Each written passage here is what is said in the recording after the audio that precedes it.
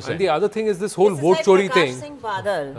The last election. 2012, when he said that, I'm sorry, I've had bereavements in my family and this is my last election.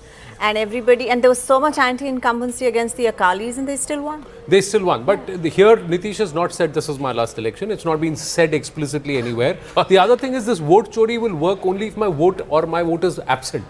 The number of people who are saying that my name is not there in the voter list is not as big as the amount that it was made. And there is a variance between Tejasvi and Rahul Gandhi in terms of what should be the issue on which the opposition should come together as a plank. Tejasvi was trying to focus on jobs, on BARD, etc. And he was saying, no, let's push vote chori. And that there itself, the opposition seemed disjointed. But is that going to be a factor? We'll wait and say, yes, Rahul.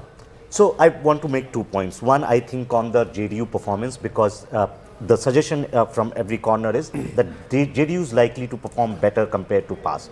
One reason could be basically it was hurt in 2020 because of LJP. But right. I think what is also happening that JDU might be actually benefiting from a pro-incumbency wave, which is rare in elections after 4 terms. And this is like not just a sympathy factor. I think what seems to be happening, Nistula said, and I have read different reports in various newspapers, I think Nitish Kumar is emerging as a PAN BIHAR sort of like a figure who can be in the middle in a very, very polarized politics and keep that middle voter, but you will say, that always the case, Rahul? That was always the case for the last 20 years. But see, the difference between 2020 and 2025 is that 2020 was like a election which was basically, you didn't have any mobilization, right? There was much more fatigue.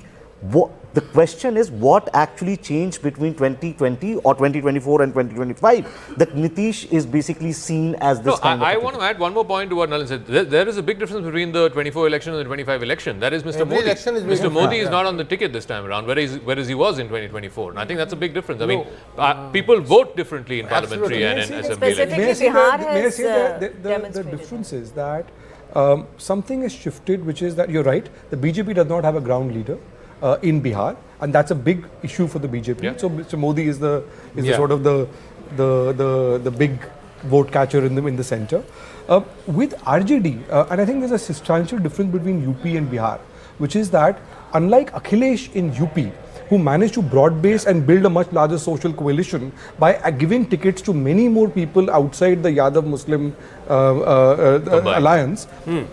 Tejasvi has not done that. If you look at the ticket selection, he's fought this election. The last election, 2020, he fought very much like the insurgent candidate who was going to be the real challenger. This election he's fought much more like a local regional satra, where he's not really expanded his ticket selection to areas outside of the Yadavs and Muslims. So it's appealing much more to the converted and not necessarily to the middle ground. And Rahul Gandhi but before we get the first data, it's just about 3-4 minutes that before we put the first one.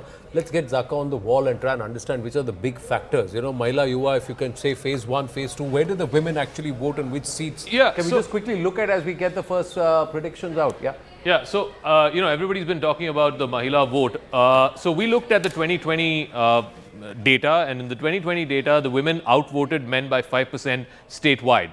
But we were looking at those seats where the women outvoted men by 10%, which means for every 10 male voters, there was 1 extra woman voter. There were 11 women voters for every 10 male voters. And a lot of those seats, 71 out of those 243 seats, 71 of those seats were in northern Bihar. They were either in Simanchal or they were in Mithilanchal, or there were a couple of seats up in the Champarans, in the 2 Champarans. But the point is, all of these seats, a large number of these 71 went to polls today. I think 4 out of 7 out of these seats went to polls today, and that's why one reason also, we haven't got the gender-wise breakup of the turnout. One reason could also be that the number of women have outvoted the men again in substantial terms, just like what we saw in 2020.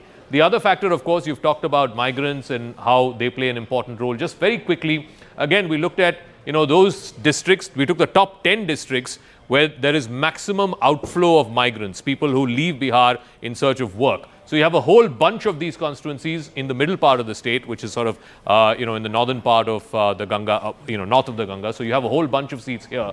And you have a couple of districts down in the south, Sasaram, Aurangabad, Jahanabad, etc. So it, again, amounts to almost 100 seats, 97 out of 243. Here too, the NDA had, in a close election from the last time, the NDA had almost 2 to 3 kind of a ratio, where the MGB had just 40 seats, the NDA had almost 60 seats. So it was like a 4-6 kind of a ratio. But I think these two factors, remember the 2020 election was also about migrant labor. It was about these folks walking back home 2,000 kilometers, 3,000 kilometers in the middle of COVID. So that was a big factor in this election. This time around, is it as much of a potent factor? I don't know. And also there was a novelty around Tejasvi Yadav last time when he said, I'm the youth leader, I'm going to give you jobs, I'm this, I'm that. It appealed to a large cross section, especially amongst young voters. Whereas this time around, does it not? There's also PK. All right, we've got the first.